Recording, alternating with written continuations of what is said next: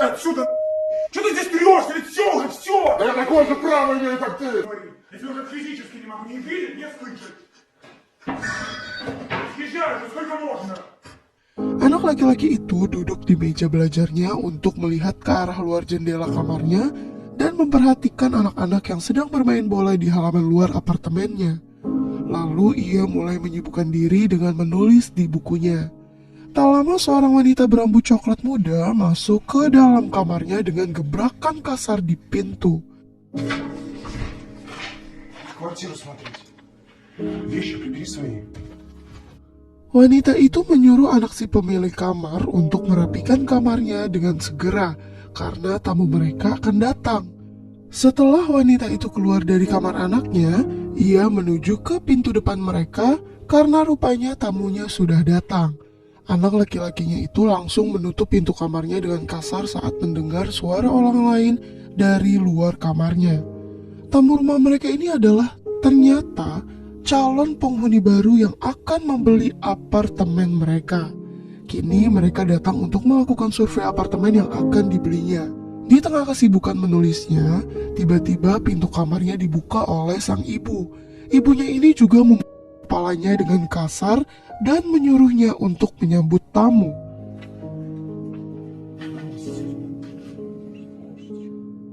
Namun, Alyosha tak merespon dan melakukan suruhan ibunya.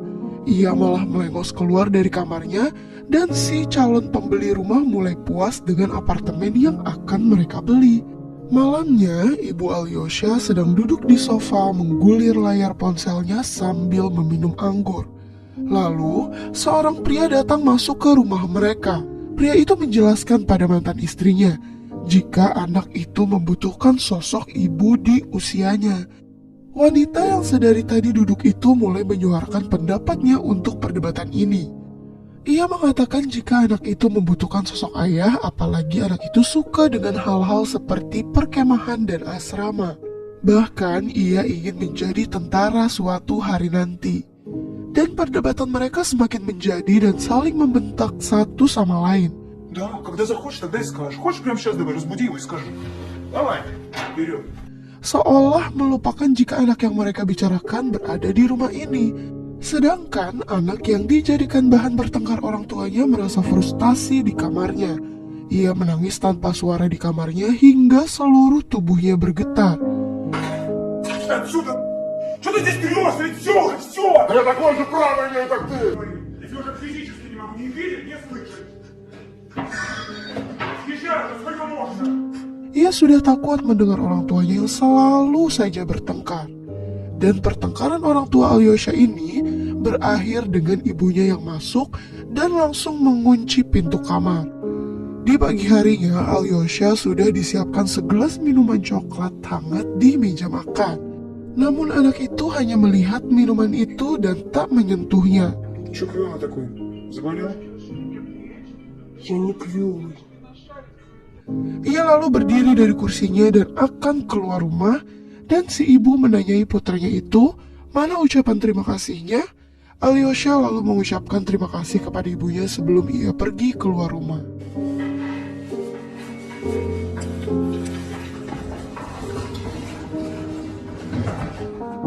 Keesokan harinya, Boris yang sedang di kantin kantor mendapatkan telepon dari Zenya yang memberitahu bahwa ia mendapat kabar dari kepala sekolahnya bahwa Alyosha hari ini dan kemarin tidak datang sekolah.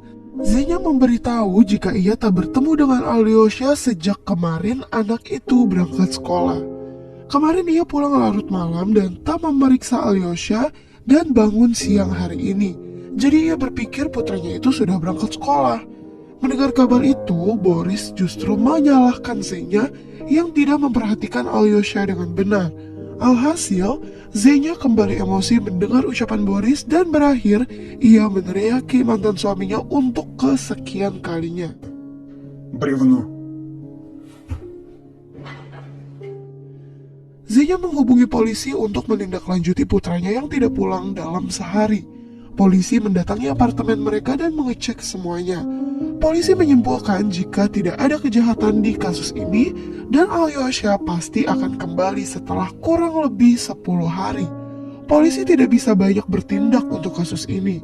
Mereka menyarankan Zenya agar meminta bantuan para relawan. Sesuai ucapan polisi, Zenya akhirnya mendatangi organisasi relawan untuk membantu mencari putranya. Tak lama Boris juga datang, lalu ketua organisasi relawan itu menjelaskan kembali pada Boris yang duduk di kursi. Ketua relawan itu menyimpulkan ciri-ciri Alyosha seperti yang disebutkan ibunya. Relawan itu lalu meminta Zenya untuk mengecek media sosial putranya, namun ia tak terlalu tahu media sosial putranya. Akhirnya relawan memutuskan untuk mulai mencari di kerabat mereka. Awalnya Zenya pesimis karena itu sangat tidak mungkin, apalagi jarak rumahnya ke rumah ibunya itu jauh. Juga Alyosha yang tak terlalu akrab dengan neneknya. Namun si relawan tetap mendesak untuk mencari keberadaan Alyosha di rumah neneknya. Mereka semua sepakat akan mencari Alyosha besok malam. Думаешь, он у нее? А где еще? Сама подумай. Di hari berikutnya, saat malam hari, sesuai kesepakatan dengan relawan bahwa malam ini mereka mulai mencari keberadaan Alyosha. Mereka mendatangi rumah ibu Zenya yang agak jauh. Mereka semua turun dari mobil saat sudah sampai di sebuah pagar besi seng, dan mereka membuka pagar itu lalu masuk ke dalamnya. Di dalam sana masih ada pagar besi seng lagi. Mereka dibukakan dari dalam oleh salah seorang relawan wanita. Mereka masuk dan mulai mencari Alyosha di sekitar rumah. Si pemilik rumah yang awalnya tertidur pun terbangun akibat kebisingan dari luar rumahnya.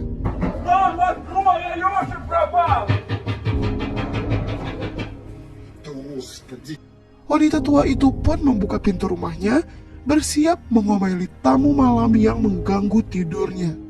Wanita tua itu lalu mengomel saat mendapati anak perempuannya datang malam-malam bersama beberapa orang.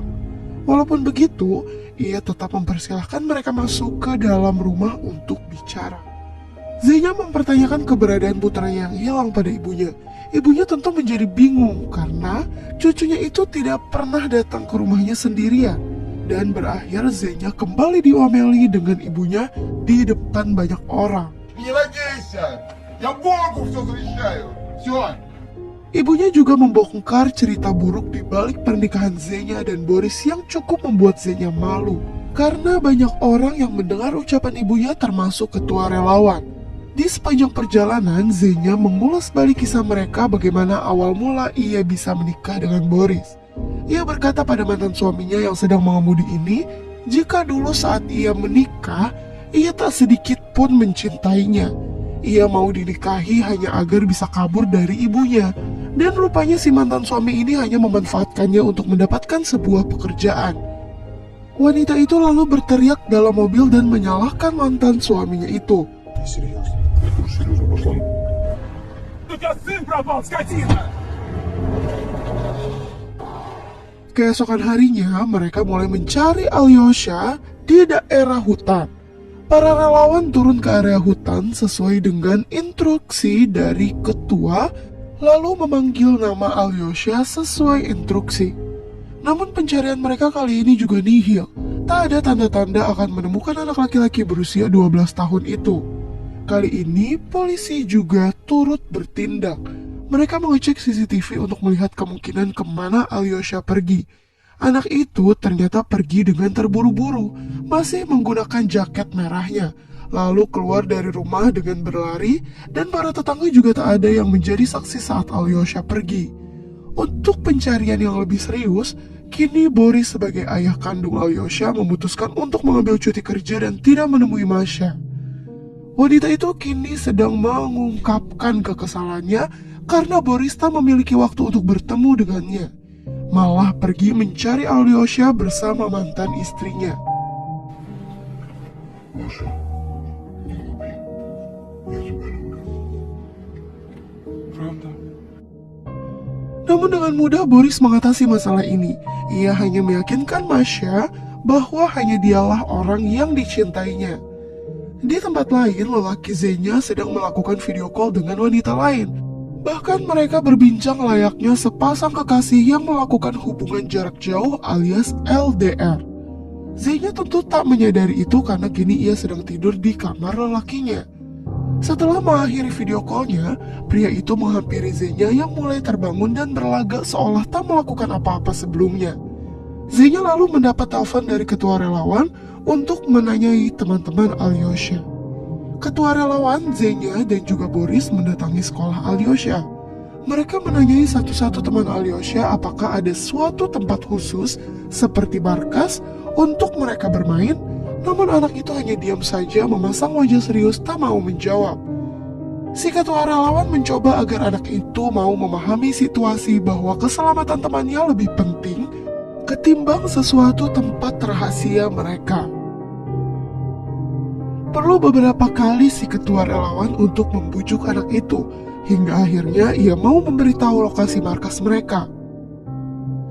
Anak itu mengatakan bahwa markas itu adalah sebuah bangunan kosong di tengah hutan. В лесу там. База у нас. Хорошо. Что это, землянка, шалаш? Ketua tim relawan itu membawa banyak orang untuk pencarian di bangunan kosong tengah hutan ini. Mereka juga menyiapkan tim kesehatan yang membawa ambulans untuk mengobati siapapun yang terluka dalam pencarian ini. Mereka semua mendengar briefing ketua relawan sebelum mulai melakukan pencarian di gedung besar yang terbengkalai ini. Mereka mulai memasuki area gedung yang gelap walaupun sedang siang hari. Ayah Alyosha menemukan sebuah jaket di lantai satu gedung. Это его куртка. Тебе кто, Иван, прием? Нашли куртку, отец уверен, что это его. Как принято. Pria itu meyakini jika itu adalah jaket milik anaknya. Para relawan pun mulai mencari lebih dalam dan mulai mencari di area lantai 2. Sedangkan tim relawan yang lain mencari di sekitar area luar gedung. Karena pencarian di gedung tak membuahkan hasil, mereka mulai mencari di area hutan. Para relawan meneriakkan nama Alyosha berkali-kali sesuai instruksi dari ketua, namun tak dapat menemukan tanda-tanda sekalipun. Akhirnya, mereka menghentikan pencarian di sekitar hutan. Hari ini Boris dan Zenya mendapat kabar dari ketua relawan bahwa sebuah rumah sakit menerima pasien yang ditemukan di jalanan. Mereka berdua bergegas menuju rumah sakit dan bertemu dengan ketua relawan di sana. Dokter itu mendatangi kamar pasien lalu membangunkan anak yang sedang tidur tersebut. Namun ternyata itu bukanlah Alyosha. Boris dan para relawan lainnya masih mencari di area hutan, hingga mereka menemukan area khusus yang tak boleh dimasuki dan dijaga oleh 2 orang penjaga.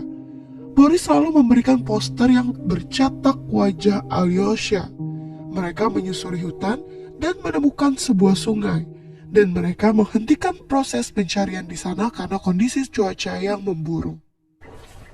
В связи с отсутствием положительного результата учения, перевести поиск в другой статус. Salju kembali turun, dan ketua relawan menginstruksikan strategi baru ke anggota organisasinya. Mereka menyebarkan poster sebanyak-banyaknya karena cuaca tidak memungkinkan untuk mencari Alyosha secara langsung. Para relawan, termasuk Boris, mulai menempelkan poster-poster itu di tempat-tempat kota. Entah itu di halte bis, toko, tiang, maupun tembok jalanan. Mereka lalu bertemu dengan ketua relawan yang sebelumnya menghubungi mereka untuk datang ke rumah sakit itu. Pria tinggi itu lalu membuka sebuah pintu, mengajak mereka berdua masuk ke sebuah ruangan. Kedua orang itu seketika merasakan nyeri di sekujur tubuhnya. Bahkan, Zenya menangis dan mengatakan jika itu bukanlah Alyosha.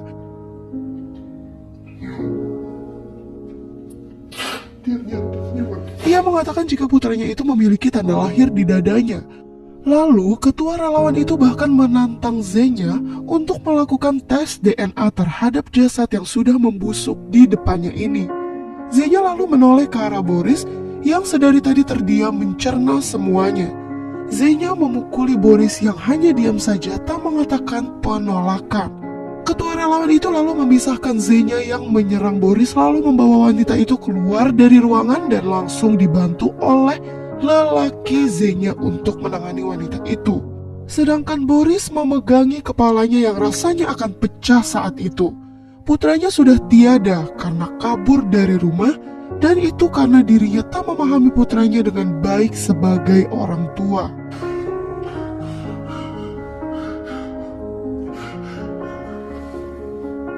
Beberapa tahun kemudian, anak laki-laki Boris sudah lahir dan tumbuh menjadi anak yang aktif bermain. Anak itu bermain selagi ayahnya menonton televisi.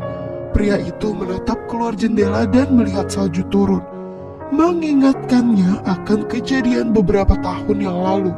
Begitu pula dengan Zenya yang melampiaskan dirinya dengan berlari di atas treadmill saat teringat dengan Alyosha karena melihat salju yang turun.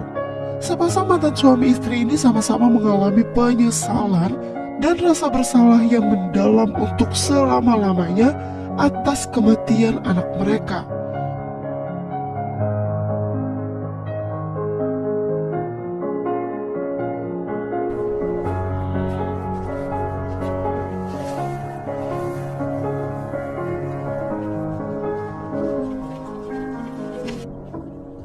Dan film pun selesai. Mohon maaf apabila ada kesalahan dan kekurangan dalam video ini. Terima kasih.